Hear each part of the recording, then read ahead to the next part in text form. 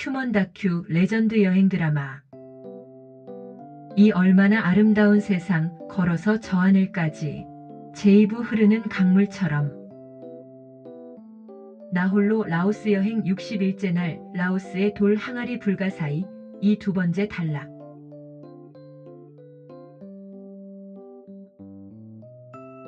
국제적 여론과 자국민들이 확산하는 전쟁 반대 시위에 차츰 정치적 입지가 위기에 몰리면서 1973년 마지막 대규모 폭탄과 고역제 등의 화학약품까지 동원, 무차별 밀림의 초토화 작전을 펼쳤는데 성과는 고사하고 다음해 베트콩의 구정공세에 몰려 하노이까지 내주고 말았다. 결국 더 이상 버틴다는 것은 이익은 고사하고 손실이 너무 크다고 판단. 결국 공산군에 대항하던 미국 등은 베트남에서 완전 철수를 하기에 이른 것이었다. 이 과정에서 얼마나 많은 무고한 인명이 무수히 살해당하고 상처를 입었는지 가히 짐작이 되고 남음인데, 이와 관련 이곳 여행 안내소 등에서는 가까이에 있는 어떤 마을들은 마을 사람 모두가 참변을 당하고 마을에 없었던 고작 한 2명만 살아남은 곳이 여러 곳, 또한 살아남은 사람들 중에는 팔다리 등을 잃어버리고 평생 장애인으로 살아가는 사람이 많다고 사진과 함께 상세히 기록된 사실들을 공개하고 있었다.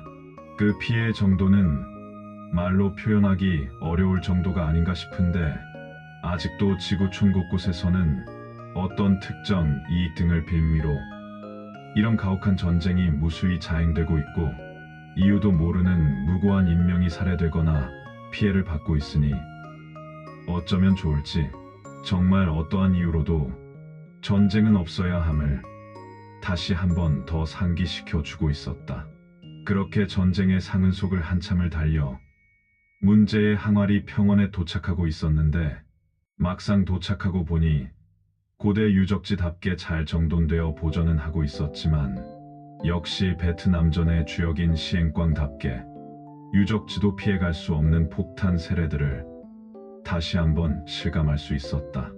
그런데 잠시 후 그 폭탄 세례보다 더욱 놀라지 않을 수 없었던 것이 눈가에 펼쳐지고 있었는데, 그냥 보기엔 그저 크고 작은 돌 항아리 정도였는데 그 내막을 들여다보니 놀라움을 넘어 신기할 수밖에 없었다.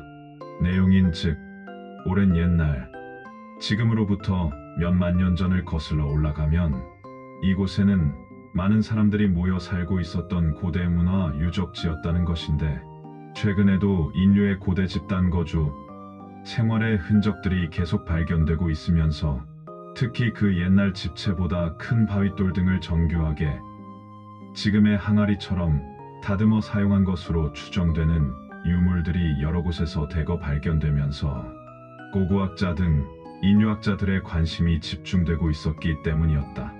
분명 현대과학을 동원해서 그 유물들의 제작과 설치 등의 연대를 측정해보니 놀랍게도 시간을 거슬러 올라가 석기시대 정도로 확인되었음인데, 문제는 당시 장비와 기술력이 얼마나 좋았기에 어떻게 저토록 정교하게 다듬을 수 있었는지 도저히 현대 과학으론 이해할 수 없는 아이러니라는 것이었다.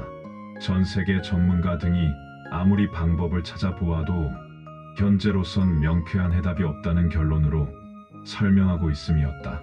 우선 유물들의 높이와 넓이가 각 1m, 3m 정도로 크기만 다른 형태로, 모양은 뚜껑까지 있는 돌 항아리로 추정, 대략 10km 정도의 거리를 두고 몇 곳에서 한꺼번에 30-40개씩 군락지를 이루고 있었는데, 어쨌든 안내 표시판 등에는 어떻게 만들었는지 알 수 없지만 다만 사람이 죽으면 넣었던 장례 문화의 도구의 일종이라고 설명하고 있었다.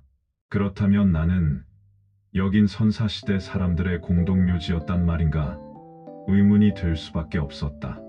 혹자는 아직도 우주에서 떨어졌다는 등 황당한 주장을 하기도 하는데, 그렇다면 실제 우주인들은 어떤 사용 목적 등으로 만들었을까?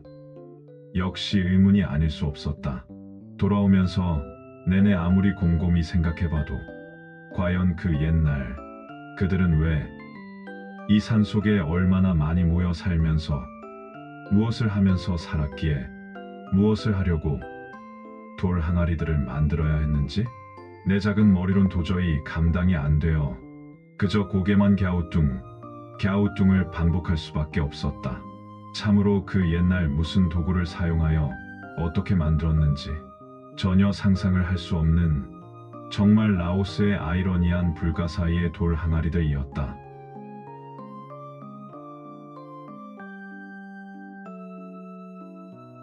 감사합니다. 다음 편에서 계속됩니다.